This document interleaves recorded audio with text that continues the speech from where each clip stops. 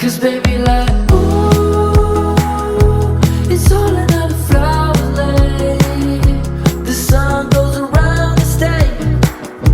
Can't wait for the long day. Cause baby like ooh, it's all another flower lay.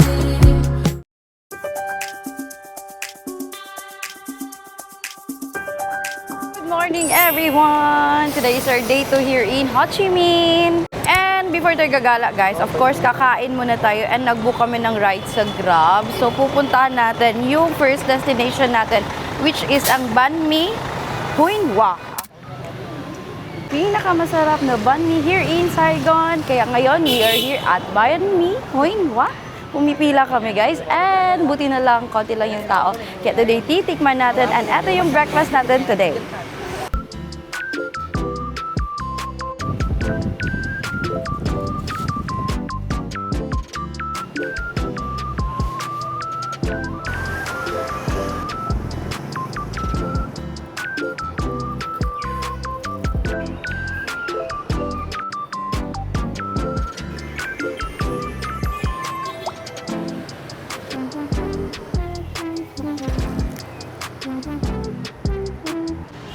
So guys, tapos na kaming kumain ng aming breakfast. And yes, nag-order kami sa Banh Mi Huyen Hoa, which is, yeah, dyan. So, nung pumunta kami, wala pang ganong tao. So, mabilis lang kami nakabili ng banh mi. Tapos dito na kami sa tapat guys. Ito yung Lija Coffee. Kasi wala kasi palang upuan sa may Banh Mi Huyen Hoa. And then, yun, dito kami sa may Lija kumain. Nag-order lang kami ng kape, which is good. Na good yung coffee nila and affordable lang din. Kaya, if gusto nyo ding kumain, yeah, pwede kayo dito guys. Ayan. So, iba't iba pala yung banh mi dito sa Vietnam. Kasi iba yung lasa nung nag-banh mi kami sa Da Nang, sa Hoi An, and then dun sa may Hanoi. So, iba't iba. So, dito sa Banh Mi Huyen Hoa guys, mga cold meat siya. Grabe, ang daming mga meat ang nasa Banh Mi Huyen Hoa. Like, iba't iba talaga. Sausage, parang ham. Tapos, madami yung ano nila, yung liver spread. So, for me, okay naman siya. Masarap. Pero if I will compare yung banh mi na nakain ko, mas gusto namin yung sa may Hoi An talaga. Kay Madam Banh Mi yun. Masarap talaga yung banh mi sa Hoi An guys. Dito naman, okay naman guys. Yeah. So, try natin sa ibang banh mi shop naman dito sa Ho Chi Minh para ma-compare natin. Kasi again, iba't iba talaga yung banh mi na siniserve in every place dito sa Vietnam. Ang laki pala ng servings niya guys. Like, sobrang laki niya. So, if malit lang yung kain nyo, pwede nyo namang ipahati doon para sharing na lang kayo. Kasi medyo may kamahalan siya. Like, nasa 75k dong yung isang banh mi. So, in regular banh mi dito sa Vietnam, medyo mahal talaga siya. So, yun. Yes. So, tapos na kaming kakain and then proceed na tayo sa ating next spot. Nag-book na ako ng Grab and malalaman nyo kung saan yung ating next destination. So, yan yung Banh Mi Huyen Hoa. And then, sa tapat lang guys, dito kami kumain ng aming banh mi. Nag-order lang kami ng coffee sa May Lija. Yan.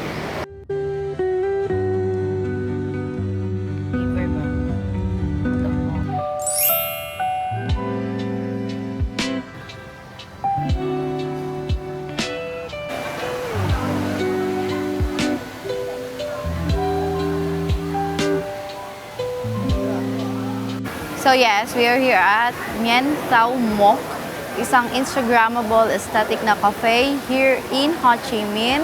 And yes, magka-cafe tayo for this video. Alam nyo guys, located siya sa District 11. So from District 1, mga nasa 6 kilometers yung biyahe or mga almost 30 minutes din yung biyahe. And galing kami diba sa may Banh Mi ano yung kinainan namin. Ang hihirap ng mga pangalan nila. Yun, galing kami kanina dun sa kinainan namin ng banh mi, diba? So, nasa 90k dong yung pamasahe going here. Lalagay ko yung conversion dito. Well, inuna namin talaga yung cafe na to guys kasi malayo nga siya sa city. And then, pag later pa kami pupunta dito, marami na yung tao at the same time, ma-traffic na talaga. Ngayon nga, while on our way here, medyo traffic ng kaonte. Pero kaya naman, kaya mas mainam na maaga kayo dito. Especially kung sa mga District 10, 11, ganon. Medyo malalayo na talaga yan, guys. But, ang maganda, kasi dito, may mga coffee shop talaga na out of the world. Charot. From here din, marami na mga coffee shop din na nasa listahan ko na pwede ko na mapuntahan, which is pupunta din natin after dito. Kaya, hindi muna tayo magkakape ngayon. Kasi, nagkape na kami kanina and then, magtitilang tayo dito. So, by the way, if ayaw nyo mag-order, they will ask 30,000 dong. Pero, for me guys, mag-order na kayo kasi ang mura lang ng kanilang mga food here, mga drinks here. Like, yung kanilang, ano guys, like, yung kanilang black coffee, 46k dong lang naman, diba? Tapos, tsaka pwede ka nang tumambay dito. And outdoor style siya guys, hindi siya aircon, pero malamig siya, siguro dahil sa water, sa mist. And yes, ipapakita ko sa inyo kung ano meron dito.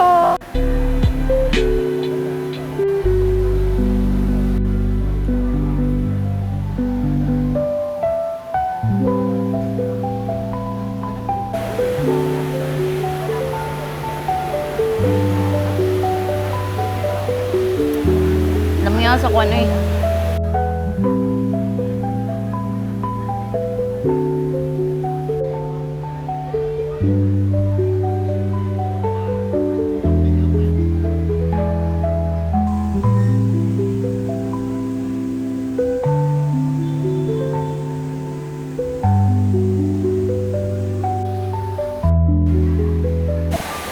Ang ganda! Ang ganda talaga dito. Worth it talaga yung pagpunta dito, guys. And alam nyo, sa video ko lang siya nakita. We're finally here!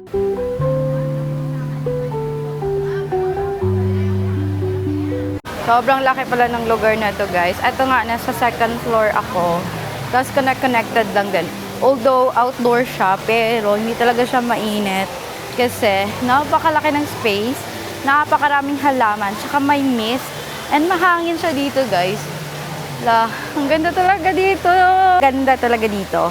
Tsaka yung price niya, sobrang affordable. Like, napaka-worth it ng price. Oh, ang ganda.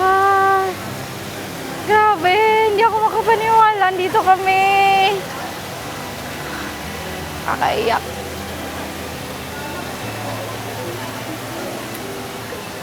Ito talaga yung moment na masasabi mong thank you, Lord. Kasi, nakapunta ka dito sa mga lugar na to. Parang yung dati, hirap kang makapag-travel. Ayan, andito ka na. Thank you, Lord. Tsaka thank you sa inyo. Thank you sa inyong lahat na sumusuporta sa akin. Kahit small YouTuber ako, small vlogger, aspiring vlogger, andyan kayo, sumusuporta, nanonood. Thank you sa inyong lahat!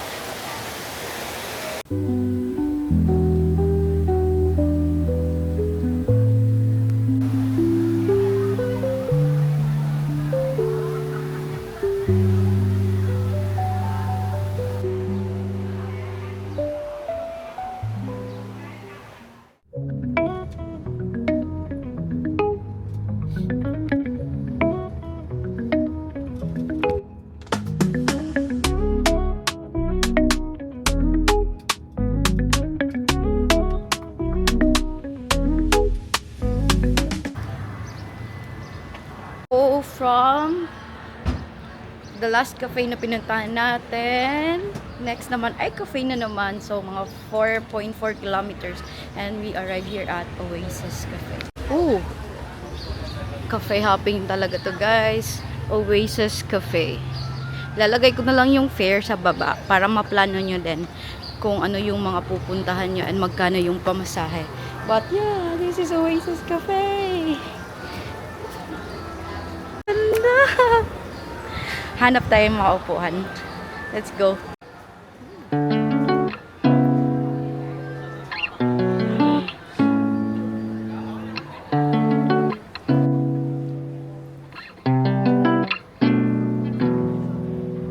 Cool.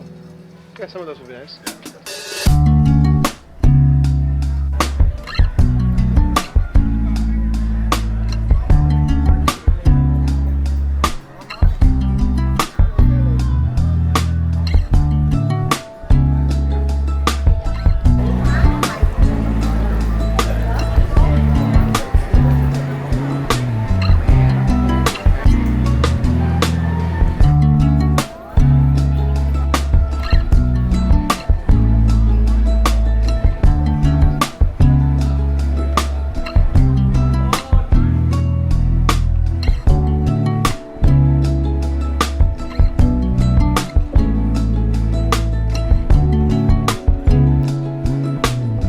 Grabe ang aesthetic ng cafe na ito, guys.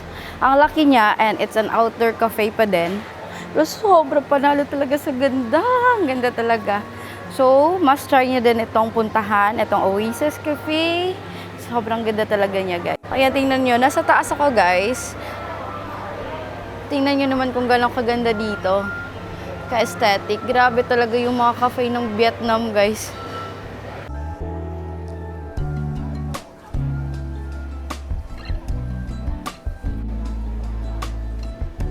This is what we ordered. Fries, tsaka tea, and then coconut shake.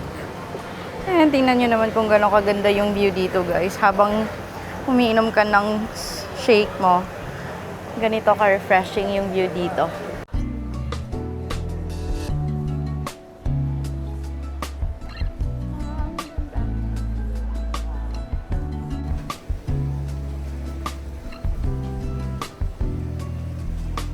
Wala pa.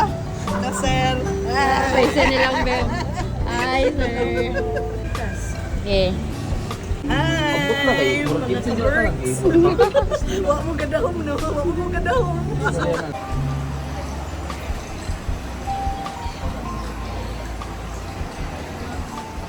Oh, grabe, ang ganda talaga dito, guys. And I really recommend na puntahan nyo talaga ang lugar na ito. Dito sa Saigon, ang Oasis Cafe. Ano talaga to, guys? Like, I really recommend. Ang ganda talaga niya. Like, napaka-relaxing ng lugar. Napaka-aesthetic. And grabe talaga, napakaganda. Tsaka mura lang din yung mga food nila dito sa Oasis Cafe. Welcome to the Pink Church or Tandin Church. This is a must-visit destination here in Ho Chi Minh kasi it's a perfect blend of architecture, history, and culture. We are here! So, nasa District 3 siya, guys. And malapit na lang siya. Sobrang lapit lang niya sa Oasis Cafe. Like siguro mga 15 minutes na travel. And lalagay ko na naman dito yung pamasahe namin sa Grab.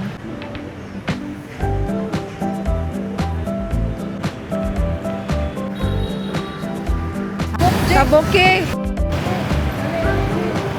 Grabe oh. Ah! Power! So, aside sa Pink Church, guys, yung ginagawa ng iba dito ay tumatambay sila sa mga cafes and restaurant. And one of the famous restaurant na tinatambayan nila itong Ole Halle Restaurant. Siyempre, medyo may kamahalan siya, kaya naman yung ginawa namin and mostly ginagawa din ng iba ay dito sila sa Kong Cafe tumatambay. So, we are here at Kong Cafe, which is like tapat lang ng Pink Church. So, we will order and just tambay kasi maganda din yung view ng Pink Church here.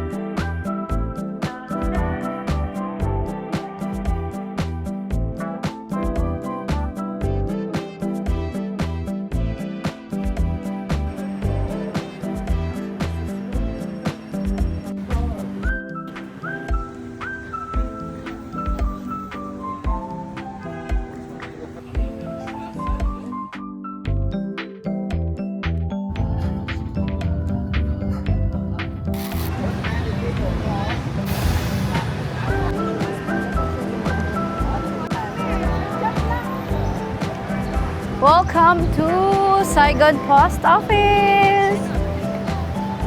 It's good to be back here and I welcome you to Saigon Post Office!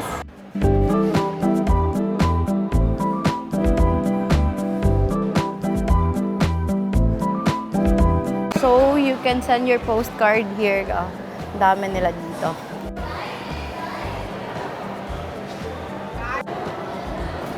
So, one postcard nila cost around 40,000, merong 50,000 and 45,000, depende sa kung anong klase ng postcard ang gusto nyong bilhin. Sobrang dami yung pagpipilian dito, guys.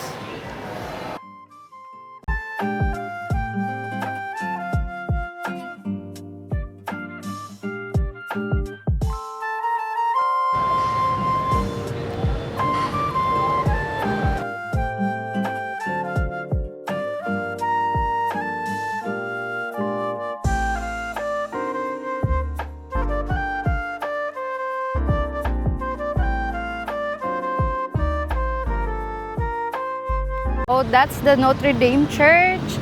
And unfortunately, today is closed siya, like restoring the glory of Notre Dame Church daw. Close pa sila ngayon, guys.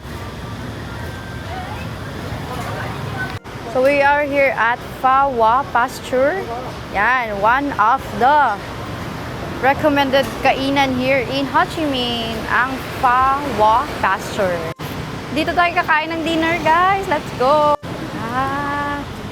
Ito pala, guys, may iba't iba silang doneness ng beef. May raw, well done flank, fatty flank, mga ganun. So, yung in-order namin ay number 2, which is well done. So, affordable lang din naman. Normal size is 90K. And as usual, ang daming mga gulay-gulay. Nakuha, uy! Ang laki ng servings nila. So this is, akala talaga namin, ano siya, big size. But normal size. Sir, tanawa, normal size. Ooh, that's... Okay. Toppings. Oh, come on!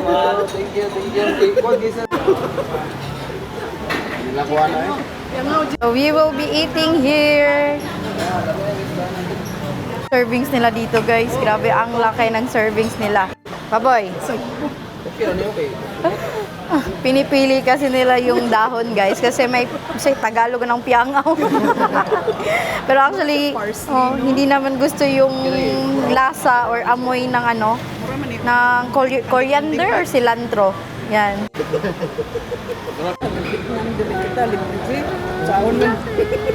Laki, guys. Maubos kaya namin ito. Guys, ang laki ng servings nila. Like, tingnan nyo, ang laki talaga. And this one is 90 kg. This is just the normal size. Pero alam nyo ba, ang laki talaga niya. So, kilala talaga itong Pha Wa Pasture here in Ho Chi Minh. And, syempre, titikman natin ang kanilang napakalaking pho.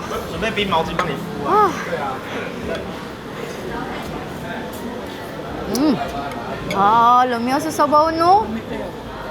Lami ang sabaw. Ang lami. Lami, guys. Lami is like masarap. Yummy. May ilong sabaw. Yan natin ng lime.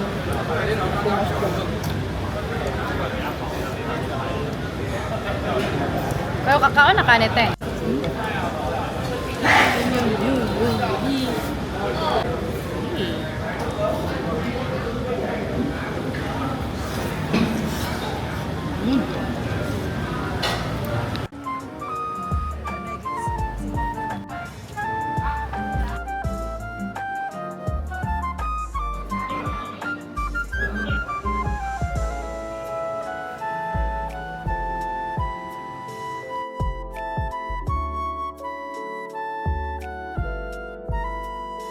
We are back and we are here sa Pham Ngo Lao dito sa area ng aming hotel kasi mag-aano tayo, guys, magpapamassage tayo. And let's see, may kainan pala dito. Talaga natin kumain dito, guys. Tingnan nyo, tomorrow dito tayo magbe-breakfast or kakain. Kain tayo dyan, guys. Like, daming kumakain along the street lang dito. This is going to Boy Vian Street.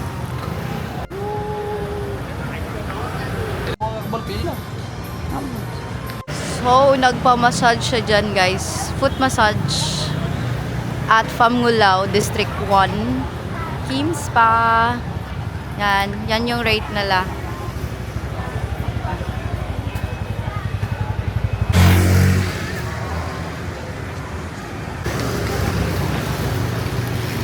After niyang magkamasahe, bibili tayo dito sa Circle K. Kasi meron silang Milo drinks dito. Circle K to, guys. Bili tayo. Thank you.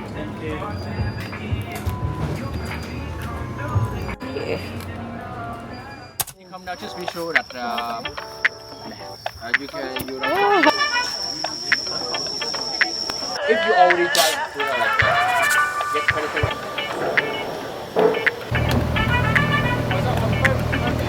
Hey. Pagod, kaya ko to.